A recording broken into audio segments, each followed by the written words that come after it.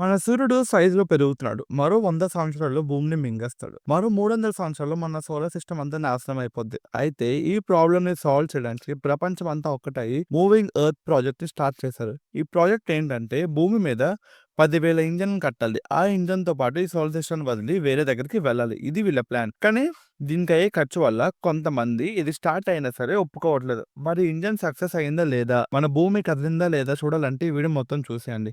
ఈ మూవీ స్టార్టింగ్‌లో ఒక సైంటిస్ట్ మనిషిలో ఆలోచనలు మొత్తం ఒక కంప్యూటర్‌లో స్టోర్ చేయడానికి ట్రై చేస్తారని చెప్తారు. కానీ ఆయనకి పర్మిషన్ ఇవ్వరు. ప్రాజెక్ట్ క్యాన్సిల్ అవుతది. దానివల్ల ఆ సైంటిస్ట్ డిప్రెస్ అయ్యి, అయినా సరే నేను చేస్తా అని చెప్తారు. నెక్స్ట్ లాగ్‌లో ఏమంటారంటే, మనుషులకి ఎమోషన్స్, డిప్రెషన్స్ ఇంకా చావు ఉంటది. కానీ హ్యూమన్ కంప్యూటర్‌కి అవేముండవు. దానికి చావు కూడా ఉండదని అంటారు. కొన్ని సంవత్సరాల తర్వాత మన భూమి ఎలా ఉందో చూపిస్తారు. మొత్తం అంతా ఎండిపోయి, సిటీ అంతా నాశనం అయిపోయి ఉంటది. ఇద్దరు ఆఫీసర్స్ ఆ ఏరియాని పెట్రోల్ చేస్తారు. మొత్తం చాలా డిఫరెంట్‌గా ఉంటది. అసలు మనుషులెవ్వరు ఉండరు. అందులో ఒక ఆఫీసర్ పేరు ల్యూ. ఇంకా అంటాడు, "సూర్యుడి వల్ల మనం చనిపోతామని." అప్పుడు వేరే ఆఫీసర్ అంటాడు, "అవును, మరో 100 సంవత్సరాల్లో భూమి అంతం అయిపోద్దని" అంటారు. ఆఫీసర్స్ అందరూ ఎర్త్ ఇంజిన్ 1 మీదకి వెళ్తారు. ఇంకా చూస్తే చాలా సెక్యూరిటీ కూడా ఉంటది. ఎవరు పడితే వాళ్ళు వచ్చలేరు. Only approved పీపులే రాగలరు. ఈ ప్రాజెక్ట్ అవ్వకూడదని చాలా గొడవలవుతాయి. చాలా మంది చనిపోతారు. అప్పుడు ఒక మీటింగ్‌లో మైక్ ఏమంటారంటే, "ఈ మూవింగ్ ప్రాజెక్ట్‌ని పోస్ట్‌పోన్ చేద్దాం" అంటారు. కానీ చైనా రిప్రజెంటేటివ్ ఏమో మనం ఆగినా మన కోసం సన్ ఆగదు అని అంటారు. సో, ఎన్ని గొడవలైనా సరే కంటిన్యూ చేద్దామని ఆయన అంటారు. ఇక్కడ ఇండియన్ 1 మీద మనోళ్ళు ట్రైనింగ్‌కి రెడీ అవుతారు. ఆస్ట్రోనట్ ట్రైనింగ్‌కి. వాళ్ళు వాళ్ళ స్పాట్స్‌కి వెళ్తూ ఉండగా ప్రొటెస్ట్ చేస్తున్న వాళ్ళు అటాక్ చేస్తారు. అప్పుడు మన హీరో ఎంట్రీ వస్తది. ఇక్కడే మన లవ్ ఎట్ ఫస్ట్ సైట్. వీళ్ళు ఇంకా బస్‌లో స్పేస్ లిఫ్ట్‌కి వెళ్తారు. స్పేస్ లిఫ్ట్ ఏంటంటే వీళ్ళు ఆకాశంలో ఒక స్పేస్ స్టేషన్ కడతారు. అయితే ఆ స్పేస్ స్టేషన్‌కి ఇంకా ఈ ఇంజిన్‌కి ఒక పెద్ద లిఫ్ట్ కట్టారు. అదే స్పేస్ లిఫ్ట్. వీళ్ళు డైరెక్ట్‌గా ఏ రాకెట్ అవసరం లేకుండా లిఫ్ట్ ఎక్కి స్పేస్ స్టేషన్‌కి వెళ్ళిపోవచ్చమాట. ఇప్పుడేంటంటే ఎవరైనా లిఫ్ట్‌లోకి ఎక్కితే వెంటనే డిస్‌క్వాలిఫైడ్. ఆ లిఫ్ట్ ఇంక డైరెక్ట్‌గా అంతరిక్షంలోకి తీసుకెళ్ళిపోద్ది. ఇంకా వీళ్ళ ట్రైనింగ్ ప్రతిరోజు అవుతది. వీళ్ళు స్పేస్ లిఫ్ట్‌కి వెళ్తారు. అక్కడ ట్రైనింగ్ అవుతది. మళ్ళీ ఇంజిన్‌కొస్తారు. ఇదే వీళ్ళ ట్రైనింగ్ మాట ప్రతిరోజు. ఒకరోజు ట్రైనింగ్ అవుతుండగా లూ ఏమో హీరోయిన్‌ని కలవడానికి వెళ్తాడు. అక్కడ సడెన్‌గా డోర్స్ అన్నీ క్లోజ్ అయిపోతాయి. ఇంక అన్ని డ్రోన్స్ ఆటోమేటిక్‌గా స్టార్ట్ అయిపోతాయి.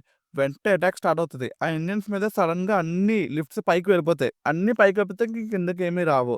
డ్రోన్స్ అని అటాక్ చేయడం స్టార్ట్ చేస్తాయి. చాలా పెద్ద అటాక్ అవుతది. ఆ ఇంజిన్ అంతా నాశనం అయిపోతున్నట్టు ఉంటది. ఒకేసారి అన్నీ పడిపోతాయి. చాలా మంది చనిపోతారు. అప్పుడు వాళ్ళకి అర్థమవుతది. వాళ్ళ టార్గెట్ ఏంటంటే స్పేస్ లిఫ్ట్ అని. గనక పేలిపోతే ప్రాజెక్ట్ అంతా ఆగిపోద్దని. బట్ వాళ్ళు అలాగైతేనే ఒక కంప్యూటర్ హెల్ప్‌తో మొత్తం అన్ని డ్రోన్స్‌ని కంట్రోల్‌లోకి తెచ్చుకుంటారు. లక్కీగా స్పేస్ స్టేషన్‌కి ఏం అవ్వలేదు. మన హీరో ఫైట్ చేసి వాళ్ళ లిఫ్ట్ పేల్చకుండా ఆపుతాడు. కానీ మొత్తం ఇంజిన్ ఉన్నంతా నాశనం అయిపోద్ది.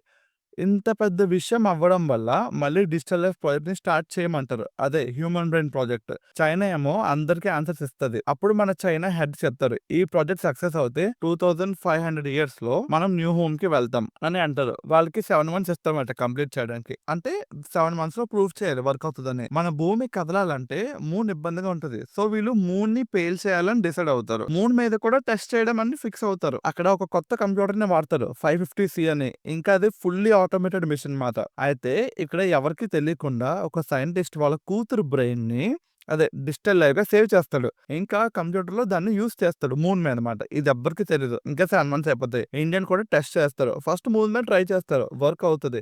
తర్వాత ఎర్త్ మీద కూడా ట్రై చేస్తారు. అది కూడా సక్సెస్ అవుతది. సో ఇంక వీళ్ళకి ఫుల్ పర్మిషన్ వస్తదన్నమాట. మొత్తం 10,000 ఇంజిన్‌లు బిల్డ్ చేయడానికి. 2050కి 5,700 ఇంజిన్స్ కంప్లీట్ చేస్తారు. ఇయర్స్ పెరిగే కొద్దీ చాలా భూమి కూడా చాలా దారుణంగా అవుతది. వాటర్ లెవెల్స్ పెరిగిపోతాయి.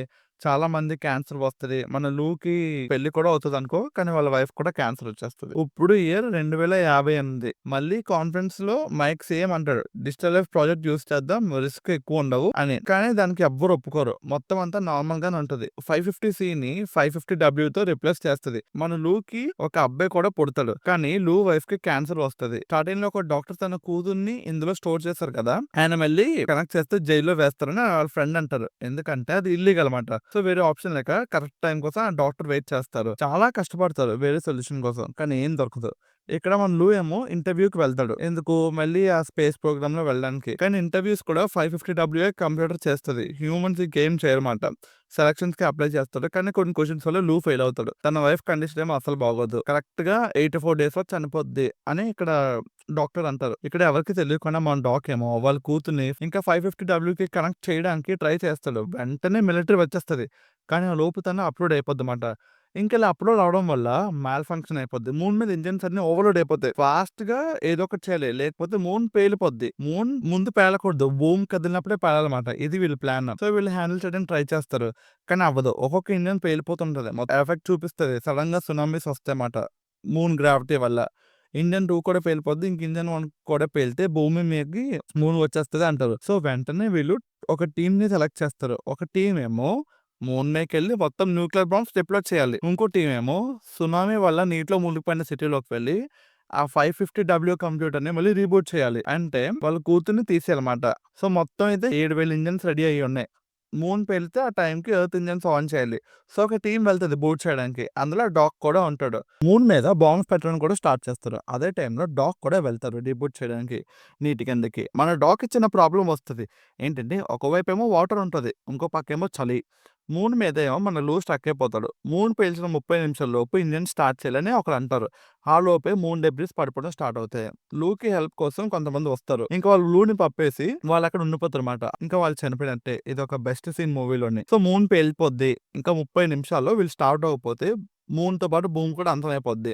ఇక్కడ ప్రాబ్లమ్ ఏంటంటే మన డాగ్ ఆల్మోస్ట్ చేసేస్తాడు. కానీ నీటిలో మునిగిపోతాడు. ఇక్కడ అమెరికా నుంచి కనెక్ట్ అయిపోయింది. జపాన్ నుంచి రిబూట్ అయిపోయింది. ఇంకా చైనా ఒకటే అయితే అన్ని ఇంజిన్స్ స్టార్ట్ అయిపోతాయి. కానీ ఇక్కడేమో టైం అయిపోతుంది. ఇంకా 10 నిమిషాలు ఉన్న టైంలో వాళ్ళ కూతురే తనంతట తానే సెల్ఫ్‌గా రిబూట్ చేసుకుంటది. అంటే తను చంపేసుకుంటది ఇంకా. సో, వెంటనే మళ్ళీ అంతా ఆన్‌లైన్‌లోకి వచ్చేస్తది. ఇంజిన్స్ అన్నీ స్టార్ట్ అయిపోతాయన్నమాట. మన భూమి కూడా కదులుతది. కదలడం స్టార్ట్ అవుతది. కొన్ని ఇయర్స్ తర్వాత మిగతా 3000 ఇంజిన్స్ కూడా కట్టేస్తారు. భూమి అంతా ఒక ఐస్ గడ్డలా అయిపోద్ది. వీళ్ళకి ఇంకో 2500 సంవత్సరాల్లో మన కొత్త సోలార్ సిస్టమ్‌కి వెళ్తారు. అయితే మన లూ ఏమో ఇక్కడ ఆఫీసర్ ర్యాంక్. కొత్త వాళ్ళని ఇంటర్వ్యూ చేస్తూ ఉంటాడన్నమాట. ఇంకా మూవీ కూడా ఎండ్ అయిపోద్ది. ఈ మూవీ రీక్యాప్ మీకు నచ్చినట్టుంటే ఛానెల్‌ని ఇప్పుడే లైక్ చేసి, షేర్ చేసి, సబ్స్క్రైబ్ చేయండి. Thank you guys.